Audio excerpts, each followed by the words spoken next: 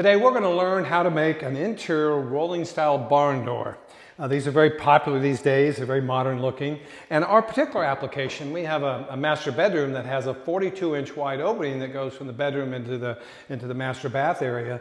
And it had no door on it, so we wanted some privacy, and so a rolling style barn door really made a lot of sense, best solution.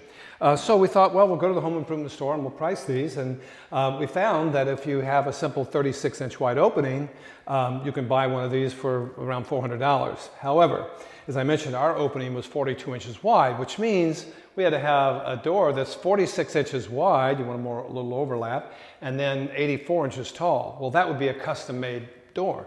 And so when we priced that, it'd be anywhere between $1,400 and $2,100. Well, clearly that's not going to fly. So I decided, well, I can certainly make one of these. Now, the style of cabinetry that we have in our house is craftsman style or shaker style. And so we decided that we'll just do a standard, simple 3-panel door. And so when you go to purchase materials, that's really critical to how hard or how easy this project's going to be.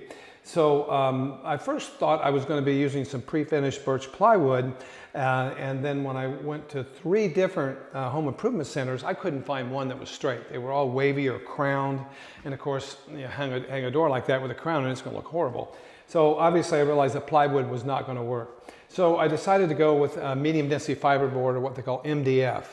And this is quite a bit heavier. In fact, this can weigh 2.5 to 3 times as much as some plywoods. So, but the good news is MDF is flat, and it's straight. And so you don't have to worry about it being crowned or anything like that. It's going to be flat, straight, and smooth. Very smooth surface.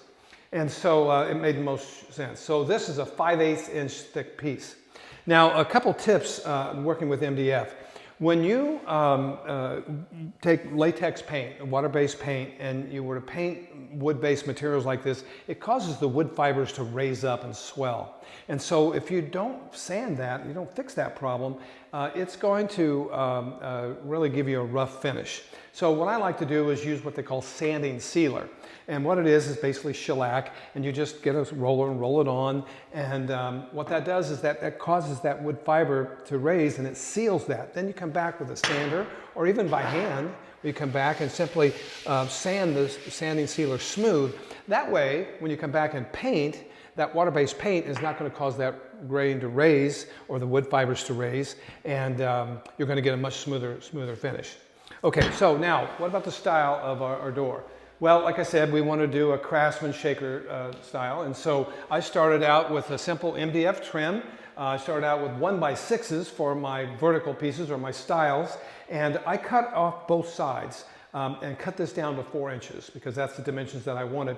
They may be wondering why I ripped both sides. Is because I wanted to have that real sharp edge, so when these pieces come together in the middle, I don't have any gaps.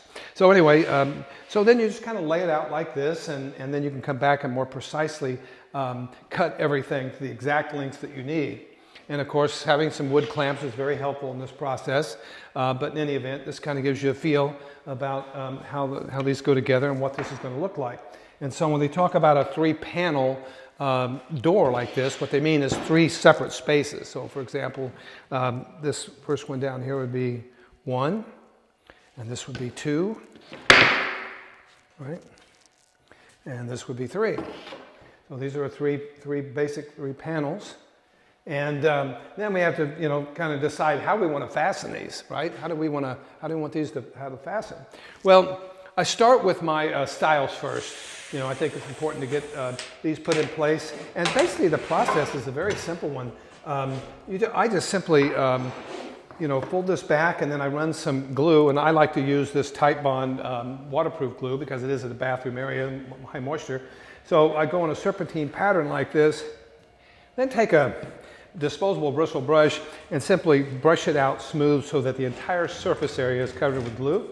And then I simply push this back over, put it in position, might even use some wood clamps. And then I come back with my brad nailer, and then I shoot these brads on a regular pattern to distribute this throughout the nailing pattern evenly. And then what that does is that pulls this trim tight to the underlay, so there's no gaps and so forth. And then when this, when the glue dries, you got a really solid connection. So again, start with the stiles, then do the rails. And for my rails, I just simply use 1x4s. Okay? Now, you may be asking, what do we do on the underneath side of this? Well, the underneath has exactly the same type of finish. It's a mirrored image of what this is. And so you might be saying to yourself, well, now, what do we do with the edges? Because now we have sort of an MDF sandwich, because we got a layer of trim, we have the MDF underlayment, and then we have our trim on top of that. So what I did was use some of this thin wood veneer. Now, what some people do is just buy some more MDF trim or wood trim, and trim it out and picture frame it like you would, a picture, really. But I didn't want that extra thickness. I didn't want the extra line. I wanted to match our cabinets exactly. So went to the woodworking store and I bought some of this birch veneer, which has a hot melt glue on the bottom.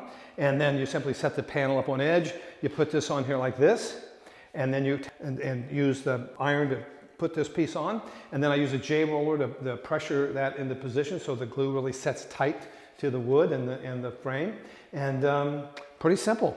And then the next phase is that we simply want to mount our hardware. Now this hardware I got online is stainless steel with an 8-foot track, costs $85 including shipping, very reasonable. Come with all the hardware and great instructions. And so this is very simple. You just follow the instructions. Bolt this all up before you're finished work. Then you take it all back apart again. And then finish this. And then bolt your hardware back up. Then make sure you have to install your track. That takes about 30 to 40 minutes. But make sure when you install that track that you anchor that into the studs. So these tracks are pre-drilled at 16 inches on center. And so you don't want to rely upon drywall anchors for this, because I said these can weigh over 100 pounds. And so you want to make sure that your track is firmly anchored into the studs. And then you're ready to hang your door.